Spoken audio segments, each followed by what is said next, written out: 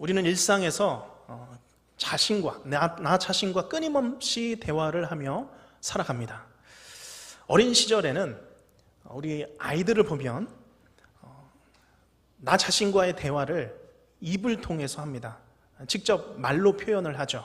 그래서 아이들이 혼자 놀 때에는 스스로 이야기를 합니다. 소꿉놀이를 하거나 또 장난감을 가지고 놀 때 자신의 입으로 생각을 표현하면서 놀이를 합니다. 그러다가 이제 서서히 신앙을 갖게 되면서 나 자신과의 대화가 이 밖으로 나가는 것에서 이제 안으로 들어가게 되는 것이죠. 그래서 속으로 이제 나 자신과 대화하게 되는 것입니다.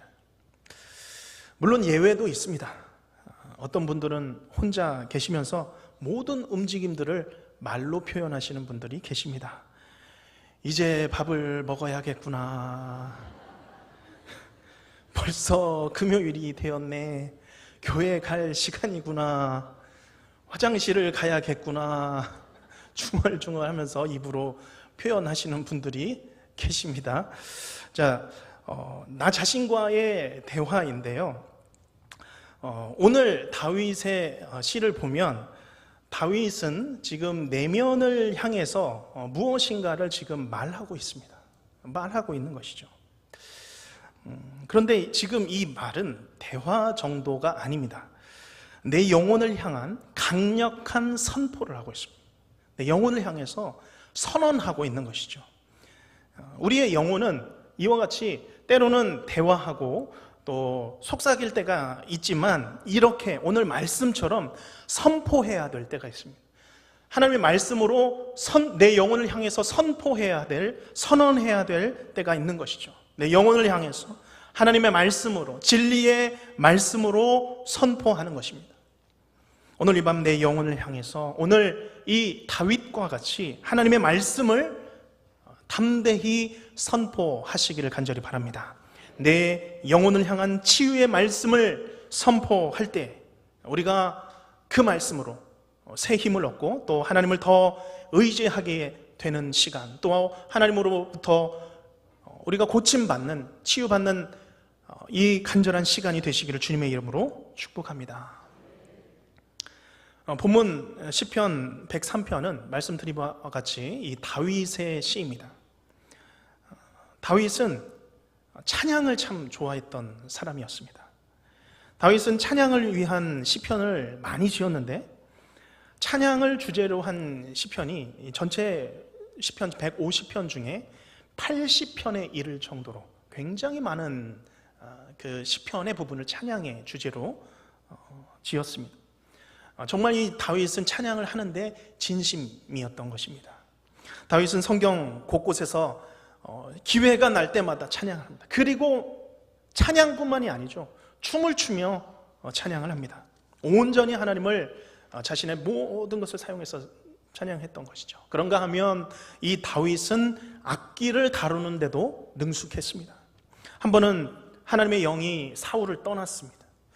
이제 악령이 사울을 사로잡을 때였습니다. 사울의 신하들이 이제 수금을 잘 타는 사람, 실력 있는 수금 연주가를 찾아서 데려와서 사울 당신을 좀 위로하게 하자고 했을 때에 실력 있는 수금 연주자를 찾았는데 누구였습니까? 다윗이었습니다. 왕궁으로 불림받은 사람이 다윗이었죠. 탁월한 악기 연주가였습니다. 이런 찬양의 사람 다윗이 오늘 그의 영혼을 향하여서 또한 이 말씀을 읽는 온 성도들을 향하여서 도전하며 말씀하고 있습니다. 우리 1절과 2절을 우리의 영혼을 향하여서 살아계신 하나님의 말씀을 선포하겠습니다. 우리 1절, 2절 우리 또박또박 선포하며 읽겠습니다. 내 영혼아 여호와를 송축하라. 내 속에 있는 것들아 다 그의 거룩한 이름을 송축하라. 내 영혼아 여호와를 송축하며 그의 모든 은택을 잊지 말지어다. 아멘. 지금 이 선포는 말 그대로 선언입니다. 설득이 아니죠. 대화 정도가 아닙니다. 내 영혼아 여호와를 송축하라. 여기 이 송축하라라는 표현은 기본적으로 찬양하라라는 의미입니다. 이 송축의 대상은 여호와 하나님입니다. 특별히 우리의 몸과 우리의 모든 마음을 다하여서 하나님께서 이루신 것들, 하나님께서 행하신 것들, 내 삶의 지난 날들 동안 하나님께서 나에게 해주신 모든 것들을 생생하게 다 기억을 다 꺼내서 찬양하며 경배하며 노래하는 것, 그 모든 것을 다 포함한 것이 바로 이 송축한다라는 표현입니다. 역대상 16장에 보면 다윗이 하나님의 궤를 예루살렘으로 옮긴 이후에 아삽과 그의 형제들을 세워서 감사 찬양을 합니다. 너희는 여호와께 감사하라, 찬양하라, 위대하신 일을 극진히 찬양할지어다. 하나님께서 이스라엘에게 행하신 이런 일들을, 여러 가지 일들을 언급하면서 주의 영광을 찬양합니다. 그리고 마지막에 역대상 16장 36절 말씀에 이렇게 말씀하고 있습니다. 여호와 이스라엘의 하나님을 영원부터 영원까지 송축할지로다. 그 모든 영원부터 영원까지 다 끌어모아서 그 하나님을 송축할지로다. 그렇게 선포했을 때 모든 백성이 아멘 하고 여호와를 찬양하였더라. 아멘. 이제까지 행하신 일들을 다 모아서 찬양과 감사와 영광을 돌리며 그것을 한 단어로 표현하는 것. 여호와 이스라엘의 하나님을 송축할지로다. 우리가 이 저녁 우리의 모든 삶을 돌아보면 참 많은 일들, 하나님께서 행하신 일들 얼마나 많습니까? 우리가 그 모든 것들을 다 꺼내서 찬양할 수 있을 것입니다. 특별히 우리가 부른 송축해 내 영혼, 내 영혼아, 이 찬양은 원래 그 원제가 만 가지 이유들입니다. 만 가지, 그러니까 우리가 5만 가지 그렇게도 표현하는데 숫자 만입니다. 찬양할 제목이 100가지도 아니고 1000가지도 아니고 10,000가지라는 것입니다. 10,000가지 이유로 이 정도 돼야 하나님을 송축한다고 표현할 수가 있는 것이죠. 만약 우리가 이 시간 이 자리에 앉아서 종이 한 장을 제가 드리고 여러분 하나님을 송축할 이유들을 한번 적어보세요 라고 적어본다면 몇 가지를 적어볼 수 있겠습니까? 50가지. 50가지도 사실 표현력이 부족해서 참 쉽지 않습니다. 그런데 어떻게 100가지, 1000가지, 5000가지를 넘어서 10,000가지를 이유로 하나님을 찬양할 수 있을까요? 이 10,000가지 이유를 다 꺼내기 위해서는 어디서부터 꺼내야 될까요? 내가 숨을 쉬어 시작한 그때부터, 내가 태어날 때부터, 어린아이 시절부터 지금까지 하나도 한순간도 빠짐없이 내가 다 꺼내야 10,000가지 이유 정도 나올 것입니다. 그 모든 것이 하나님의 은택입니다, 하나님의 은혜입니다 라고 고백하면 가능할 것입니다. 내가 살아온 내 삶이 내 힘으로 산 것이 아니라 모든 시간이 하나도 빠짐없이 하나님이 살도록 힘주시고 살게 하셨기 때문에 내가 여기까지 온 줄로 믿습니다 라고 고백하는 사람만이 내 인생을 돌아보며 하나님을 송축하며 모든 이유를 다 들어서 하나님께 영광을 돌리며 찬양할 수 있는 줄로 믿습니다. 오늘 우리가 이 시간 하나님 앞에 나왔습니다. 우리 안에 하나님을 이 송축함이 가득한 기도의 시간이 되시기를 바랍니다.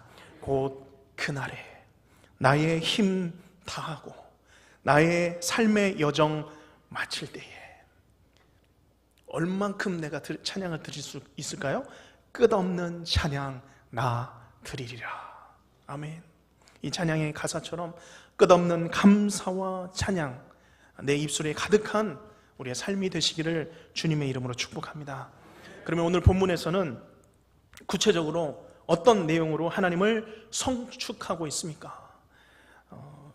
성경 해석하는 분들을 보면 이 시편 103편 내에 50가지 이유라고 표현을 합니다. 근데 이제 여기서는 이제 5가지가 표현이 되어 있는데 그 내용들을 한번 송축하는, 다윗이 하나님을 송축하는 내용을 살펴봅니다. 3절, 4절 우리 같이 읽겠습니다. 시작. 그가 내 모든 죄악을 사하시며 내 모든 병을 고치시며 내 생명을 파멸해서 속량하시고 인자와 긍휼로 관을 씌우시며. 아멘.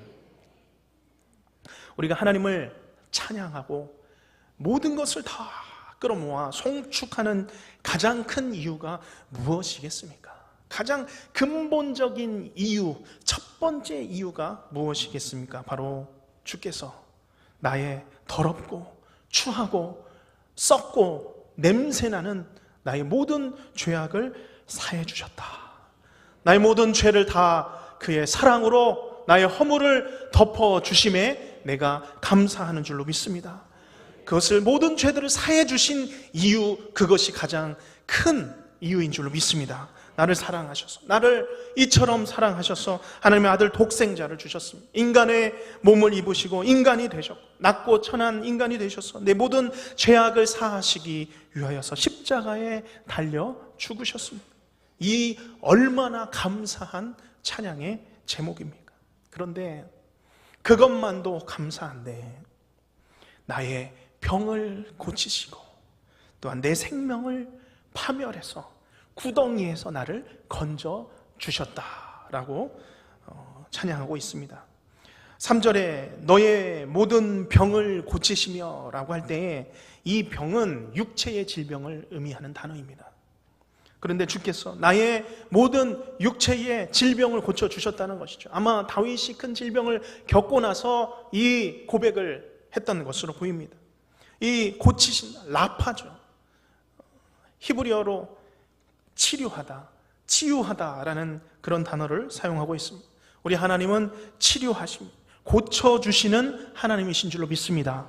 죄악을 사해 주시며 새 사람으로 고쳐주셨을 뿐만 아니라 내 육신의 병을 고쳐주셔서 깨끗하게 만져주셨음을 다윗은 지금 찬양하고 있는 것입니다. 뿐만 아닙니다. 그래서 5절 말씀에 보면 좋은 것으로 내 소원을 만족하게 하사, 우리 같이 읽겠습니다. 내 청춘을 독수리같이 새롭게 하시는도다. 아멘. 좋은 것으로 내 소원을 만족해 하신다. 좋은 것, 선한 것, 좋은 것, 이 세상에서 가장 좋은 것, 나를 가장 만족해 하는 것이 무엇입니까? 세상 것들 말고요. 무엇이 여러분들을 가장 만족해 합니까? 바로 하나님 한 분인 줄로 믿습니다.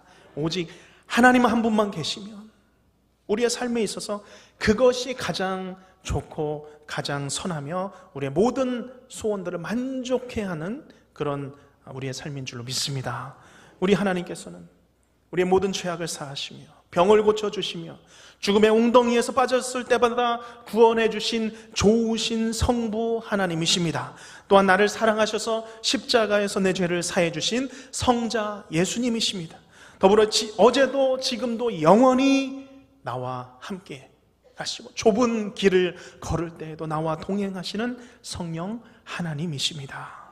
바라기는 우리 하나님께서 우리의 모든 죄악을 사해 주셨을 뿐만 아니라 우리의 가진 모든 아픔과 슬픔과 육체적인 고통과 육체적인 질병들을, 마음의 질병까지도 깨끗하게 고쳐주시기를 예수님의 이름으로 기도하며 축복합니다.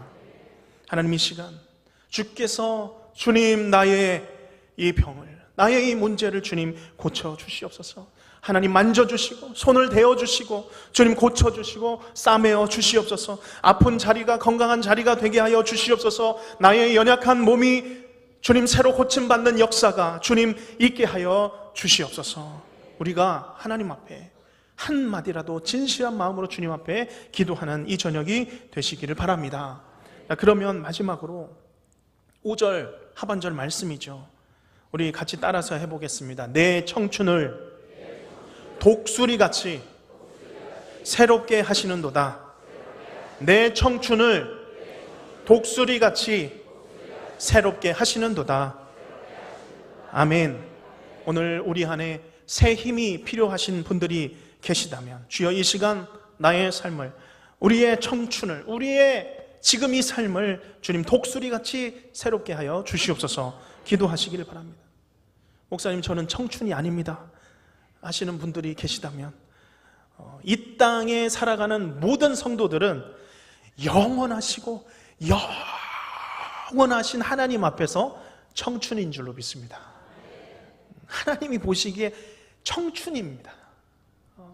젊은 청춘인 거죠. 우리가 앞뒤 좌우로 한번 나눠보시기를 바랍니다. 당신은 영락없는 청춘이십니다. 누가 봐도 청춘이십니다. 하나님이 보시기에 영락없는, 누가 봐도 청춘이십니다. 그런데 5절 말씀을 보면 기분이 좋으시죠? 5절 말씀을 보면 독수리같이 새롭게 하여 주신다라고 말씀하고 있습니다. 그런데 사실 이 독수리는 새로움을 상징하는 동물은 아니죠. 독수리, 새로움, 이렇게는 우리가 바로 연상이 되지는 않습니다. 이 구절은 이사야 40장 28절 말씀에서 31절 말씀을 떠오르게 합니다. 제가 읽어드리겠습니다. 너는 알지 못하였느냐, 듣지 못하였느냐. 영원하신 하나님 여호와 땅끝까지 창조하신 이는, 그 하나님은 어떤 분이십니까?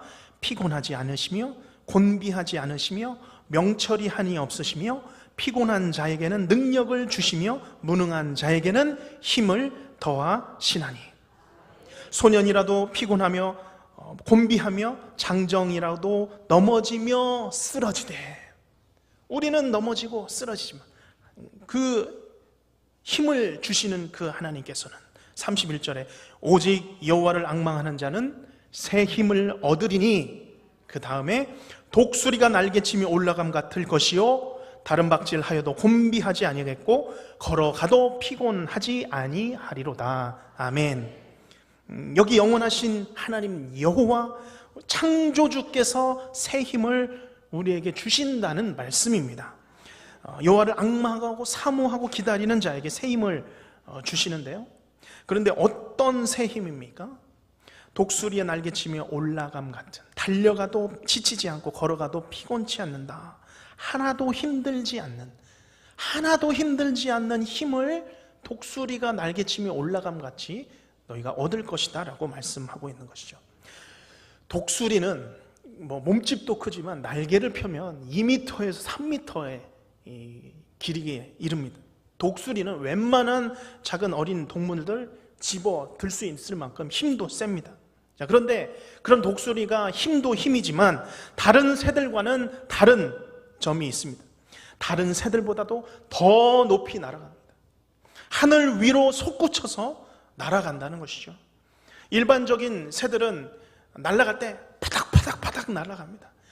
막 이렇게 날아야 공중에 뜰 수 있어 이렇게 날아가는 거죠.